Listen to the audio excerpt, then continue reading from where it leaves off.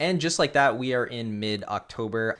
We're going to go through the normal headline numbers, but the real estate market is actually doing some interesting things when we drill down into the individual market segments. And that headline number definitely doesn't tell the full story this month. Before we get into that, I just wanted to mention a few other things that have come up in the last month or so.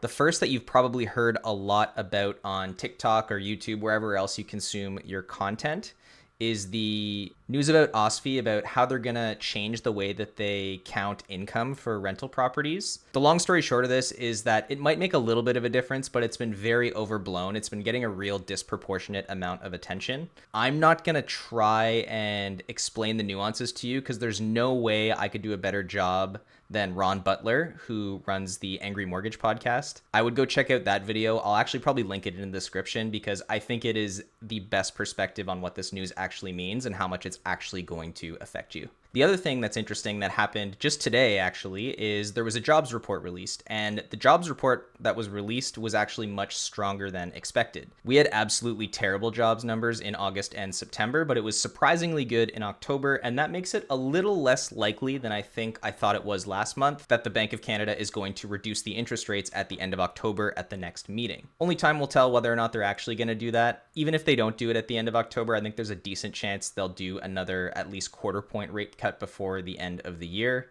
But those are kind of the highlights over the last few weeks as to what's happened that's going to affect the Ottawa real estate market and the economy in general. So getting into the numbers themselves in Ottawa for September of 2025, we saw a modest increase in the number of sales if we're looking at the market as a whole. So this includes all three categories, just under 1,100 sales total.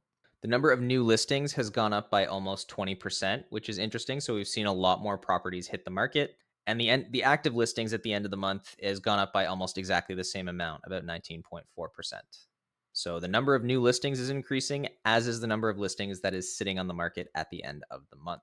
The sales to new listings ratio has gone down, so fewer of the properties that are being listed are selling, which is not a surprise given the trajectory of this year in the last few months. Months of inventory has increased to 4. This is probably my favorite metric to look at.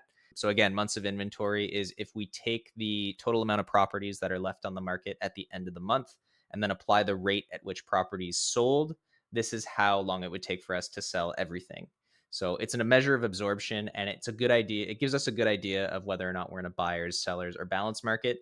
So we're exactly on the nose at 4 months here, and 4 to 6 months is generally what people say is a balanced market. So we are just eking into official balanced market territory. It's felt like a balanced market for a while. It's felt like a buyer's market in condo land for a while, but the numbers have finally caught up. I think this is the first month where we are actually officially in a balanced market. The average price is flat, so despite it taking longer for properties to sell, the average price is not moving too much.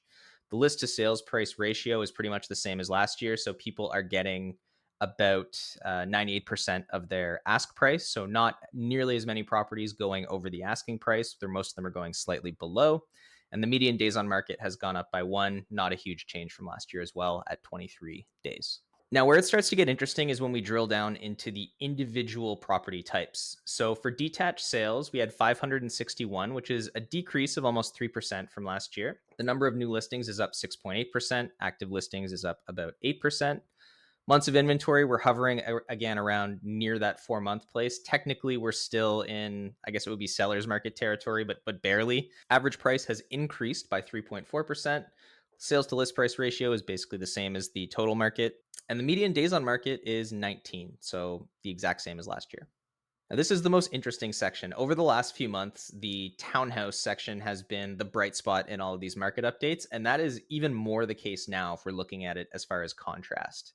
I would say recently detached have been keeping up a little bit more with townhouses. This is the first one I can recall in the last few months where we've seen a big increase in the number of townhouse sales. At the same time, we saw a decrease in the number of detached sales year over year. Condos have been garbage for a while now. The number of new listings for townhouses went up by almost 50%, which is a massive increase. The number of active listings at the end of the month also went up 52%. The sales to new listing ratio went down slightly, and the months of inventory also increased a little bit. The sales to list price ratio is about 98.5%, so around the same as last year, and the median days on market has climbed slightly. But the sales volume is much, much better than last year for townhouses. So again, continues to be a bright spot. And lastly, we have the problem child, apartment condos. Looks very similar to how it has the last few months.